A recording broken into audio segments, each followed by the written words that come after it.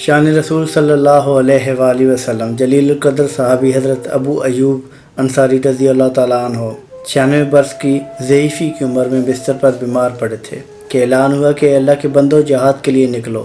تو حضرت ابو ایوب انصاری رضی اللہ تعالیٰ عنہ نے اپنے ساتھیوں سے کہا کہ میں بھی تمہارے ساتھ جہاد کے لیے جانا چاہتا ہوں۔ تو اس پر ساتھیوں نے کہا کہ آپ ضعیف ہیں، بیمار بھی ہیں، آپ کے پاس عذر موجود ہے، آپ رک جائیں۔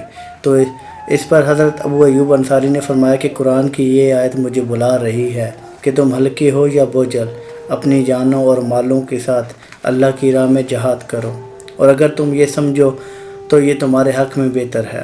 پھر حضرت ابو ایوب انصاری نے 96 برس کی عمر میں جہاد کے راستے میں نکلنے کا فیصلہ کیا اور اپنے ساتھیوں کو وصیت کی کہ اگر راستے میں میری روح قبض کر لی جائے یا میں وفات پا جاؤں تو میری لاش کو لے کر بھی چلتے رہنا، تاکہ کل قیامت کے روز میں اپنے رب کے حضور یہ عرض کروں گا کہ مالک میں تب بستر مرگ پر ضعیف تھا، لیکن میں تیری راہ پہ نکل آیا۔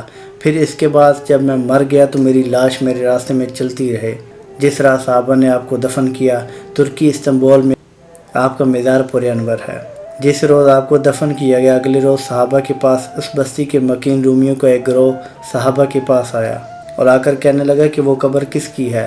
تو صحابہ نے بتایا کہ وہ میزبان رسول جلیل القدر صحابی حضرت ابو ایوب انصاری رضی اللہ تعالیٰ عنہ کی قبر ہے۔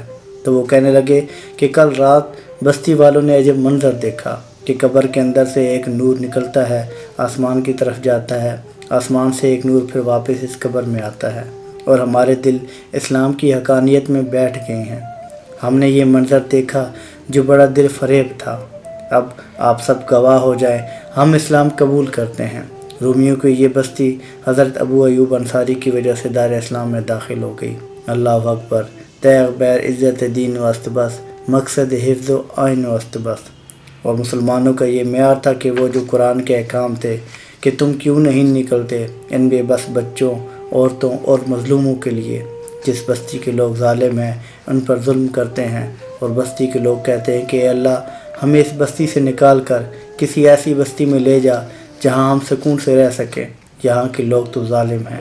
کیوں تمہارے دلوں میں موت کا خوف بیٹھ گیا ہے، دشمن کا وین ڈال دیا گیا ہے۔ سلام پہنچے۔